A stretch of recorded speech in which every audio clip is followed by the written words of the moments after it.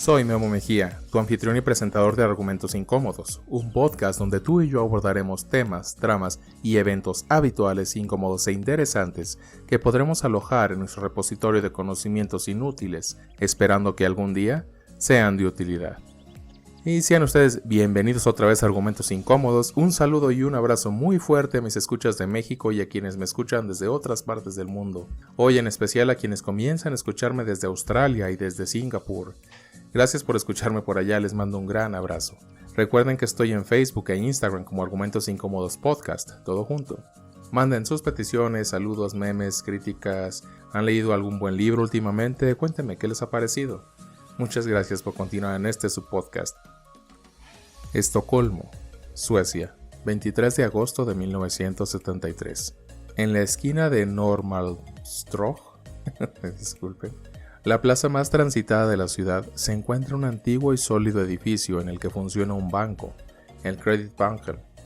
Ahí, las actividades son las de siempre: atención a clientes, cajeros aburridos y mal encarados, agentes de cuenta en sus escritorios atendiendo gente molesta, o gente desinteresada, o escribiendo con algo de pereza en sus máquinas de escribir porque es 1973, y un policía de guardia, aburrido, pensando en la hora del almuerzo o la hora de salir de ese agujero.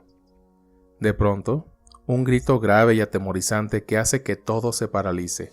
El silencio invade la escena, y otro grito sirve para que todos giren las cabezas hacia Jan Olsen. A partir de ese momento, el centro de la casa bancaria estaba en ese señor que, a esa altura, ya había sacado un arma de entre sus ropas. Cuando supo que había retenido la atención de los presentes, hizo que su ametralladora lanzara una ráfaga de disparos contra el techo. Una lluvia de cristales y pedazos de cielo raso cayeron sobre las personas que ni siquiera tuvieron que esperar a que se les ordenara que se arrojaran sobre el suelo de mármol frío, con las manos cubriendo sus cabezas. El policía de guardia lanzó su arma lejos de su posición para que no quedaran dudas de que se entregaba. Jan Olsen, el ladrón, dominando la escena, sonrió y dijo: «Señores, la fiesta recién está empezando».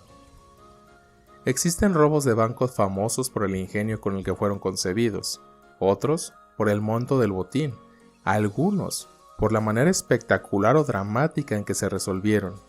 Este no se destacó en demasía en ninguno de estos aspectos. No hubo un gran escape, ni un fabuloso botín, ni siquiera una compleja planificación.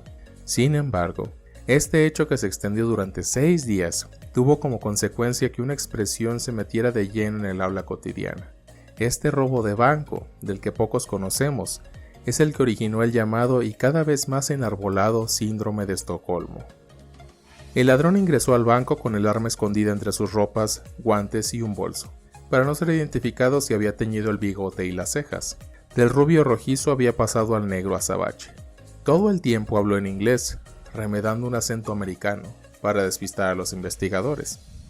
Apenas disparó esa ráfaga inicial para tomar el control del banco, los policías, alertados por una alarma silenciosa que activó un cajero, rodearon la sede bancaria. Las posibilidades de escape eran nulas. El robo, más allá del golpe del efecto, parecía fruto de un impulso, de la improvisación más que de un urdido plan. Su único reaseguro parecía estar en el bolso: un par de armas más, otro juego de guantes, sogas y algunas herramientas, no mucho más. En medio de la confusión inicial, y mientras Olsen ordenaba a uno de los empleados del banco que maniatara a 3 compañeras, un policía que pasaba por la misma cuadra ingresó al escuchar los disparos. Era el único que estaba de pie a una decena de metros de distancia del ladrón. Su mano derecha pendía en el aire, como amenazando con desenfundar su arma. Olsen le apuntaba al pecho con su ametralladora. El policía se identificó. Olsen le pidió que fuera a buscar a un superior que deseaba imponer condiciones. El otro fue a cumplir con lo ordenado, pero volvió solo. Dijo que debía rendirse o al menos librar rehenes. Olsen dejó ir a la mayoría de las personas retenidas. Fueron saliendo en grupos de 3 junto con el policía. Olsen decidió musicalizar el evento. De una radio a transistores que sacó de su bolsa y puso encima a uno de los mostradores, salían algunas canciones de rock. La policía sueca intentó que Olsen recapacitara y se rindiera. Le explicaron que estaba rodeado y que no tenía posibilidades de éxito. Él no quería saber nada. 4 personas quedaron como rehenes: Birgitta Lundblad, Elizabeth Ahlgren, Kristin Enmark y Sven Suffolk. Exigió comida y cervezas. La madrugada siguiente, bien temprano, la policía intentó ingresar al banco.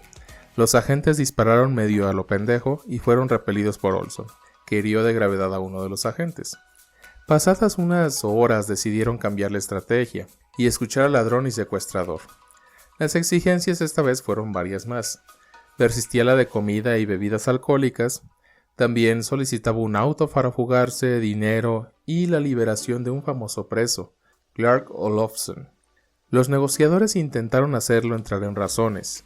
Pedían en especial por la libertad de algunos de los rehenes que él mantenía cautivos dentro del banco. Cuando se estancaron las renegociaciones, a las autoridades se les ocurrió una vía inédita. Le concederían uno de sus deseos, o al menos lo harían parcialmente. Sacaron a Olofsson de la cárcel y lo hicieron ingresar al banco. Querían que él oficiara de mediador y de negociador. Pero lo que ocurrió no fue lo planeado, la situación empeoró, y ahora dentro del banco tenían a un delincuente más. Olofsson se puso al frente de la situación en pocas horas. La prensa de Suecia y de gran parte del mundo estaba pendiente de lo que pasaba en esa esquina. Fue el primer evento delictivo transmitido en vivo por la televisión sueca. Por horas no se sabía nada del banco, solo se veían cientos de policías que se movían con sigilo y que nunca dejaban de apuntar hacia cada salida del edificio. Hay algunas fuentes, hay dos. Una de ellas dice que Olofsson, el criminal al cual se solicitó se liberara y que entró y que tomó control de la situación, fue el que pidió que desataran a las rehenes y que les dieran de comer a todos los rehenes y les dieran de beber, es decir, el que logró crear este vínculo entre los rehenes y los asaltantes. La otra versión dice que no, Olson ya tenía esto previsto, sino que él ya había, creado ese vínculo desde antes. El primer ministro sueco, Olof Palme, intervino. Llamó al banco y pidió hablar con una de las rehenes. Kristin Enmark era una hermosa y decidida joven de 23 años. La charla con el primer ministro sueco no fue por los carriles imaginados, sorprendió a todos. Algo de lo que estaba pasando ahí dentro no era entendido por los de afuera. La policía sueca grabó las conversaciones. Y cito: «Denles el auto y dejen que me lleven con ellos, y terminen con esta situación, Olof». A lo que el ministro contestó: «Pero no deben quedar libres, considere la situación, estaban robando un banco y disparándole a la policía». Kristin dijo: «No, déjeme decirle, querido, que fue la policía la que empezó a disparar primero. Ellos no nos van a hacer nada a nosotros. No va a funcionar. Lo que está diciendo es que él no tiene nada que perder. Mire, querido, yo confío en ellos». Y la joven le cortó el teléfono al primer ministro. Esa misma tarde, la chica habló también por un radio local. La defensa de sus captores fue encendida. También las críticas hacia el poder político. A los policías les fue peor. Les dirigió encendidos insultos. El desconcierto era absoluto. La madre de Kristin pidió permiso para hablar con su hija por teléfono. Los investigadores, ya desorientados, aceptaron. La madre le retó por haber insultado a los policías a través de un radio con gran audiencia. Le explicó que ellos querían protegerla. Y Kristin dijo, y cito: «Mamá era profesora en un colegio y estaba molesta porque todo el mundo me escuchó diciendo malas palabras. Me enfurecí. Yo era una rehén y ella estaba preocupada por mi vocabulario». Los pedidos para que le solicitara a los captores que se entregaran no fueron escuchados. Kristin insistía en que era bien tratada y que los demás, a los que ahora se sumaba su madre, lo único que hacían era poner en riesgo 6 vidas, que era mucho más fácil permitir el escape de los 2 delincuentes para salvaguardar todas las vidas. Fueron 6 días de tensión y preocupación hasta que en la madrugada, un equipo especial de la policía sueca ingresó abruptamente al banco y perforó el techo de la bóveda, lugar en el que estaban todos refugiados. Una explosión, varios disparos, granadas de gas lacrimógeno y todo terminó. Nadie resultó herido. Los 2 delincuentes fueron apresados y los rehenes liberados. Olson recibió una condena de 10 años. La de Olofsson fue más leve, por considerarlo cómplice, solo se le sumaron 6 años a los que tenía pendientes por cumplir. Pero el robo quedó en la historia, por la reacción de los rehenes, por la defensa que hicieron a sus captores. Christine Enmark explicó hace algunos años sus sensaciones. Dijo que mientras le temía a Olson, nada de eso sucedía con el otro delincuente. Olofsson apenas ingresó e hizo desatar a las 3 mujeres y les quitó las mordazas. También encontró a un joven que se había escondido en el sótano y lo llevó con ellos. Se aseguró de que todos comieran bien y que pudieran ir al baño cuando lo necesitaran. Esto derribó de entrada los peores temores de los rehenes. Ahora, antes de continuar, quiero recalcar, como ya lo he hecho en episodios anteriores, la gran cantidad de comportamientos que seguimos en nuestra ya tan complicada condición humana han pretendido ser explicados desde ya varias áreas de las ciencias sociales y con distintas teorías al respecto. Esto no resuelve, como tal, que todas las personas o todos los grupos de personas, hablando de grupos, se van a comportar de tal o cual manera solo porque alguna rama de la antropología, la sociología o la psicología lo dictaminan. Pero aún así, estos axiomas ya tienen años siendo estudiados y con el paso del tiempo han, de alguna forma, evolucionado dentro de los mismos contextos de las sociedades modernas. En este particular, el síndrome de Estocolmo fue acuñado por el psiquiatra Niels Bejerot en relación a la historia que acabo de narrarles.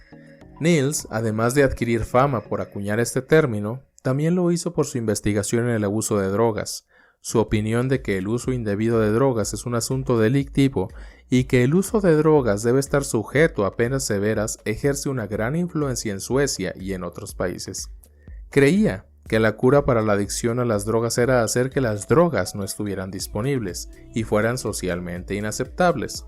También defendió la idea de que el abuso de drogas podría pasar de ser un síntoma a una enfermedad en sí misma. Pero ese no es el tema que nos compete ahora, así que volviendo, el síndrome de Estocolmo consiste someramente en el desarrollo de una vinculación afectiva entre un rehén y sus captores. Aparece en la persona que ha sido secuestrada y que consiste en mostrarse comprensivo y benevolente con la conducta de los secuestradores e identificarse progresivamente con sus ideas, ya sea durante el secuestro o incluso tras ser liberada. El vínculo interpersonal de protección, desarrollado entre víctima y agresor, en un entorno traumático y de aislamiento estimular, a partir de la inducción en la víctima de un modelo mental de naturaleza cognitiva y anclaje contextual, que tendría por funcionalidad prioritaria recuperar la homeostasis fisiológica y conductual del sujeto agredido y proteger su integridad psicológica. La condición peculiar del síndrome vendría definida por un patrón de modificaciones cognitivas, su funcionalidad adaptativa y su curso terminal como resultado de cambios psicológicos producidos en la víctima en diversas fases desde que se inicia la situación traumática. Aún así, se considera más una excepción que una regla, un mito, una conducta no generalizada ni generalizable, y al menos así lo afirman varios expertos. Incluso puede considerarse una respuesta instintiva universal de supervivencia, pero que la falta de estudios empíricos podría llevar a la conclusión de que muchas de las características del término se deben a un sesgo, pues en realidad informativo. Incluso, de hecho, los manuales internacionales de clasificación de trastornos psicopatológicos, el Manual Diagnóstico y Estadístico de los Trastornos Mentales, el DSM, de la Sociedad Americana de Psiquiatría y la Clasificación Internacional de Enfermedades de la Organización Mundial de la Salud no lo incluyen. Pero, ¿por qué si siendo un síndrome que por definición presenta un conjunto de síntomas que se presentan juntos y son característicos de una enfermedad o de un cuadro patológico determinado provocado en ocasiones por la concurrencia de una o más enfermedades, no es ni siquiera tomado en cuenta por algunos profesionales de la salud mental? Es un fenómeno que no ha sido nunca caracterizado como un conjunto de signos y síntomas clínicos, o sea, con una entidad diagnóstica propia ni dotado de un modelo descriptivo y explicativo siquiera que pueda llegar a ser tentativo, porque las complicaciones para su estudio riguroso vendrían asimismo determinadas por la dificultad de observación clínica de los rehenes, que en la práctica totalidad son tratados por el especialista de salud mental con posterioridad a la fase de liberación, y entonces, a la luz de los síntomas, son diagnosticados en su mayor parte como afectados por el trastorno por estrés postraumático. Y esto es bien importante porque La gran mayoría de los estudios que se hacen para las enfermedades mentales es bien difícil hacerlas en el momento en el que están ocurriendo. ¿Por qué? Porque todos los comportamientos, y no me gustaría decir que todos se miden de la misma forma, pero toda enfermedad mental o todo trastorno tiene sus fases. Entonces, en este caso particular, al momento de que un rehén es liberado, llega una fase, digamos, final durante este proceso de convivencia entre el captor y la víctima. Entonces ya es muy difícil tomar en cuenta el comportamiento que pudo haber tenido en convivencia con el captor. Es por eso que se nombra de otra forma y ya no puede ser considerado como, pues en este caso, como un síndrome de Estocolmo, ¿no? Las razones esgrimidas para explicar esta respuesta psicológica se refieren sobre todo a la amenaza percibida para la supervivencia, la creencia de que el captor está dispuesto a acabar con la vida del secuestrado, la percepción en el cautiverio de alguna pequeña bondad por parte del secuestrador dentro de un contexto de terror, el aislamiento y el convencimiento de que es imposible escapar. Algunos expertos creen que determinados rasgos de la personalidad favorecen que aparezca, como tener la sensación de que la vida de uno está controlada por otros, sentirse infeliz por las circunstancias de su vida, una fuerte necesidad de aprobación por parte de figuras de autoridad o desear ser incluso otra persona. Aquí incluso, dicho sea de paso, comportamientos de dependencia emocional y codependencia. Hay ya una explicación más amplia en mi capítulo de relaciones tóxicas, los invito a que lo escuchen después de este. Expertos escépticos al respecto del síndrome mencionan que estas son conductas de apaciguamiento, como las mostradas por algunas víctimas animales en una relevante defensa contra otros mamíferos. Esta sumisión pues favorece la supervivencia genética.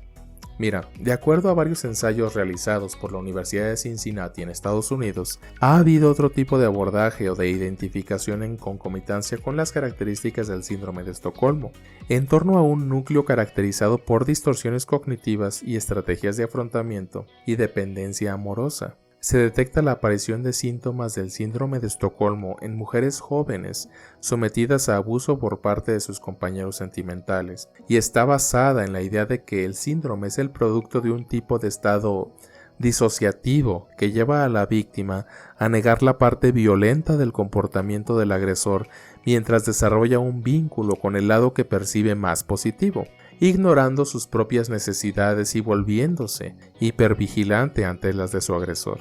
En este contexto de violencia doméstica, la mujer maltratada está sometida a un ambiente traumático sostenido y en un punto a lo largo del periodo de presión física y psicológica, coincidente con la fase de adaptación.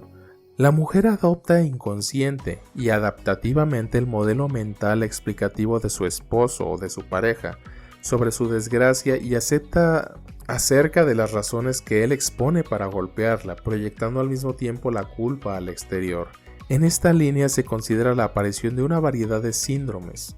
Este vínculo de protección a través del proceso de identificación y adaptación actúa también como una vía para preservar los lazos familiares en el caso de una pareja con hijos. La adecuación de la hipótesis al supuesto de la violencia doméstica estará condicionada por el hecho de que una mujer que es maltratada en el seno de una relación afectiva ya existente y en el marco de un ambiente ya conocido y definido por el hogar y sus círculos de la relación. Estas peculiaridades marcarán diferencias en la evolución al momento de enfrentar una situación. La condición peculiar del síndrome vendría definida por un patrón de modificaciones cognitivas principalmente inconscientes, con peso muy importante para percepción y atención. Su funcionalidad adaptativa y su curso terminal como resultado de los cambios psicológicos producidos en la víctima. En estas, digamos, diversas etapas, como les decía anteriormente, en las que se inicia la situación traumática, el síndrome de Estocolmo no tendría sentido como fenómeno aislado del resto de acontecimientos psicológicos que concurren en el marco del proceso reactivo que se desencadena en el rehén durante la privación de libertad, en el caso de un secuestro o durante la evaluación de un entorno traumático.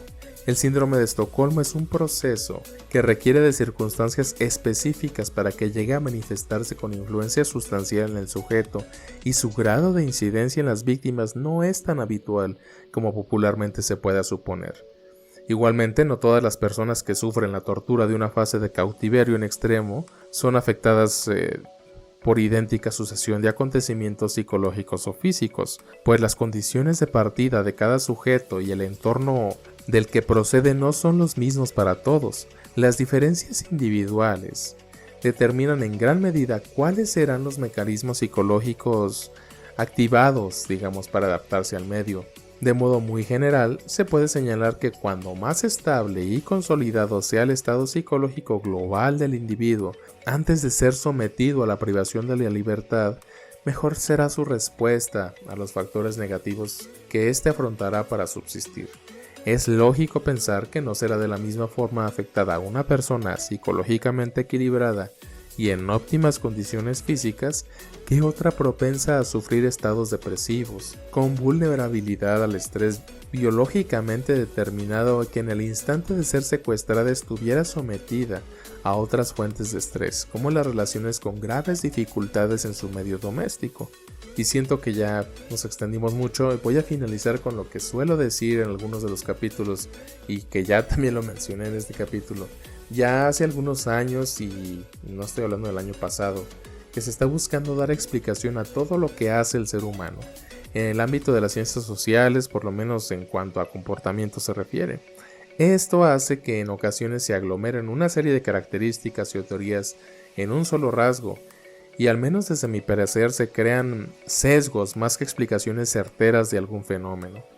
Porque ya habiendo muchas teorías o axiomas que explican ciertos comportamientos humanos o características de las personas, de repente surgen nuevas formas, y no es que estén mal, que haya opciones, pero muchas formas no aportan a la explicación como tal, sino que pretenden ser la explicación, la verdad última y explicación absoluta.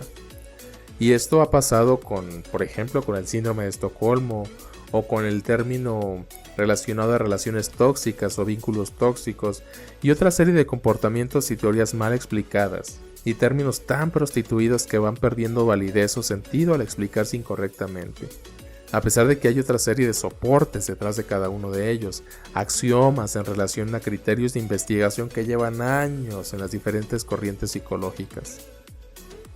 Gracias por escuchar Argumentos Incómodos. Si han disfrutado, compartan con sus amigos, su familia, los del trabajo, y por favor denle seguir a las plataformas de Spotify, Anchor, Google Podcasts, Breaker o en su plataforma favorita. Pueden seguirme en redes sociales como Argumentos Incómodos Podcast en Instagram y Facebook. Y recuerden, los conocimientos inútiles no son más que herramientas que aún no hemos aprendido a utilizar.